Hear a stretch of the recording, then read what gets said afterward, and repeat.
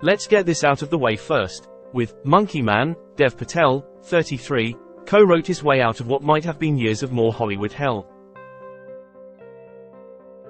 White male-directed films like Slumdog Millionaire, others where he would have played the love interest of white women like in Lion, or the nice, tokenized South Asian character like in The Second Best Exotic Marigold Hotel.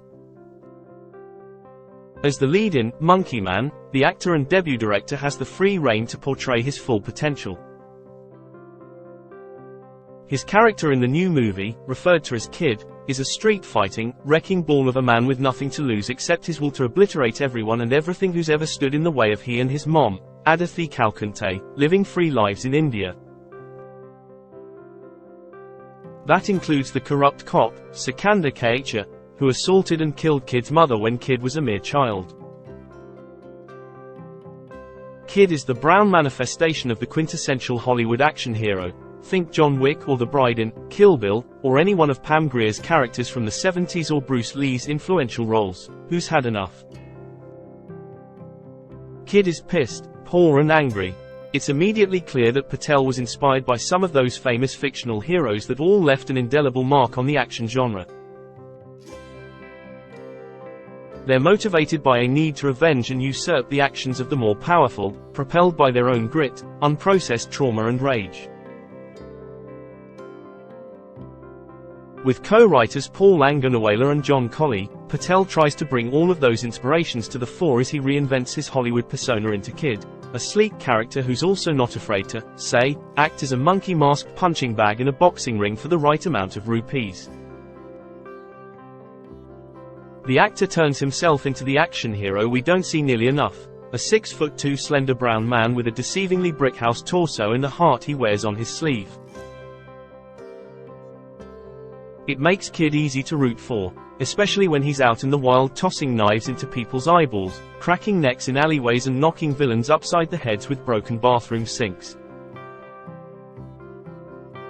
Having spent countless nights lurking the streets or putting himself through physical hell, Kid acquires enough savviness to infiltrate his way inside the criminal organization responsible for the corruption that killed his mother and many others like her. And the audience braces itself as bloody and delightfully graphic action sequences begin to mount with slick precision. While Monkey Man thrives in its action scenes and characterization, it falters a bit with its social and political exposition. On one hand, for an actor who's had to contort himself inside a westernized perception of how a man of Indian descent thinks, feels and responds, it's worth refreshingly subversive that Patel brings us into his world and has us figure our ways inside of it. On the other hand, the film doesn't always make that easy or even interesting. Multiple flashbacks early in the film are presumably meant for the audience to gain some insight into some of the trauma he's experienced and his relationship with his mother. But not much of that becomes clear until late in the second act. That's mainly because these memories are more forcefully illuminated through the spiritual guidance Kid receives from a group of Hijra people who rescue Kid from a particularly dangerous endeavor to annihilate the cop inside a club. To note, the Hijra is a Hindu term for third gender identifying people across South Asia. If you're familiar with The Bride learning from Johnny Moe in Kill Bill, Morpheus training Neo in The Matrix, or Bruce Wayne getting schooled by Ra's al Ghul, Henry Deckard in Batman Begins, you'll understand Kid's relationship with the Hijra. The Hijra are the compassionate, badass souls Kid needs who have had to contend with their own societal degradation. They're also a welcome addition to a fantastic fight sequence in the film's climax, both as a nod to Monkey Man, throwing so many action movie tropes out the window, and Patel rewriting the reality of marginalized Indian people banding together to overthrow the power structure. A political power structure, though, that isn't adequately explained in the movie beyond vaguely pointing to the problematic caste system and elitism. As Monkey Man goes on, we realize it's even more complicated than that, but it doesn't bother much with those details. That's part of the risk with resting an action hero's motivations on something beyond solely avenging a person's death or an act of violence. it could become unwieldy and raise more questions. But those questions, as is the case here, could also mean that the audience is invested. That's not necessarily a bad thing, especially for a movie with an almost completely brown, international cast. As the film skates toward a breakneck conclusion with an admittedly satisfying deathmatch, it's hard not to also think about the other pesky questions left unanswered or flimsily answered. For instance, a little more explanation of the Indian myth of the Monkey Man, Kid's alter ego in the boxing ring, would better contextualize that aspect of his character and why it has meaning. In addition, messaging around the deity Hanuman floats around Monkey Man, particularly in Kid's flashbacks, but that also doesn't all the way resonate.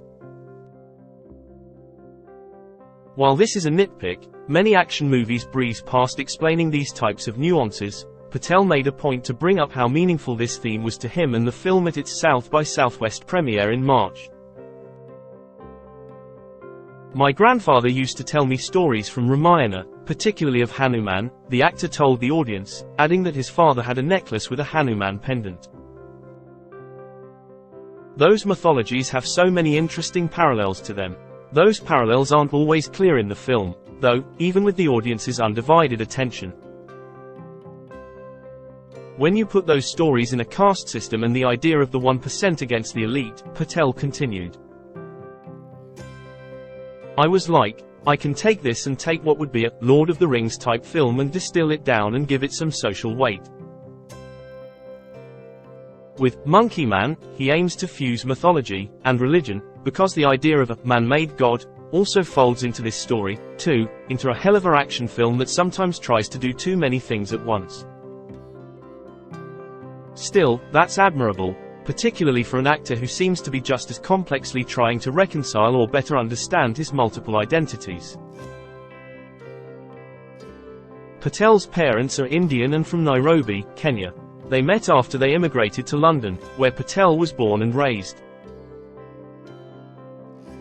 The truth is, I'm trying to understand myself better and my heritage, to figure things out, in the movie choices I make, the actor has said in the past. That's fascinating to witness, especially on this global Hollywood scale. Even with its flaws, Monkey Man stands alone as a testament to what an actor can do once he takes his career into his own hands. Hollywood was likely not going to see Patel as an action hero. So, through his own grit and determination, he made himself one, with the help of producer Jordan Peele. In a landscape that is increasingly being filled with newer and white stars, while older actors like Denzel Washington and Tom Cruise still command the action movie box office, it's obvious that something has to evolve. Monkey Man is proof that Patel could be that change. Monkey Man hits theaters Friday.